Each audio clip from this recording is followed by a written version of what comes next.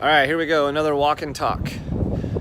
This time I'm going to address a question that I got from a good friend, Mr. Nick Pappas. And his question was, how do you scale or modify workouts? Specifically, he asked about benchmark workouts.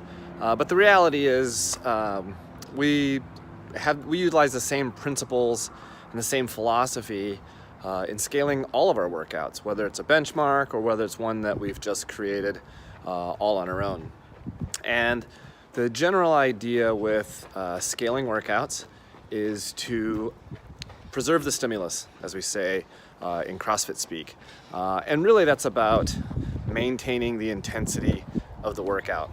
If you saw the previous walk and talk, which was talking about why intensity is so important, it absolutely is the kind of the secret sauce that makes all of this programming so effective. So our goal is to maintain that level of intensity, and we call that preserving the stimulus. So what does that mean? So if we write a workout, let's use a benchmark. So Fran is a workout that has 21 thrusters, 21 pull-ups, 15 thrusters, 15 pull-ups, 9 thrusters, 9 pull-ups. The fastest folks in the world are finishing that workout literally in about 2 minutes. The rest of us, mortal human beings, are finishing that workout 5-ish minutes or so, maybe a little bit faster. But the general goal is that that's a fast workout. It's meant to be done at a blistering pace. And at the end of those few minutes of work, you're supposed to be basically lying in a heap on the floor. So what we want to do is we want to ensure that we scale or modify the movements so that a newer or less experienced athlete can finish all of that work in somewhere around 5, 6, 7 minutes. Probably not 2 minutes. If we have a new athlete trying to accomplish all of that in 2 minutes, they're probably going really, really light and really scaling the pull-ups to a manner where they're not gonna get that much out of it. And so I would rather have a newer athlete spend 5, 6, maybe even 7 minutes on Fran than try to knock it out in 2 minutes. But that's the general idea. So we're going to come up with options that are gonna allow the athlete to get the same amount of work done, have that same feeling at the end.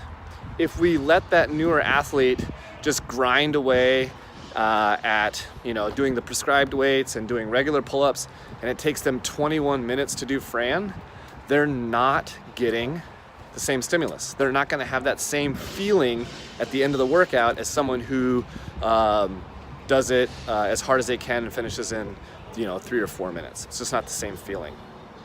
So that's one way that we're going to scale and modify workouts. Another thing that we think about when we're scaling and modifying workouts is trying to change up our approach every time to movements. So one of the mantras in CrossFit programming is that you want it to be constantly varied, meaning you're changing up the movements from workout to workout. Well, I believe that also applies to your scaling options. I think you should use constantly varied scaling options. What do I mean by that? It's very common for people to, let's say there's pull-ups in the workout like Fran, they say you're either doing pull-ups or you're using a band to do pull-ups. And those are the only options people use. Well, what we find is that people get really good at doing banded pull-ups, but never ever graduate off the band and are able to do pull-ups on their own. So we like to approach it from different angles. So maybe one day we're doing banded pull-ups. Maybe the next time pull-ups come up in a workout, you're doing ring rows.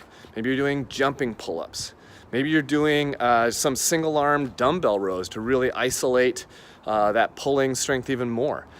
And what I believe is that if you approach movements from lots of different angles, you're going to have a higher likelihood of eventually accomplishing the task. So preserve the stimulus, scale down the movements to something that people can do, but frequently, constantly change your scaling options so that people are getting different looks at the movements. Those are kind of our two prevailing philosophies on scaling and modifying workouts, whether it's a benchmark or whether it's a workout you just made up on the fly. So hope that helps.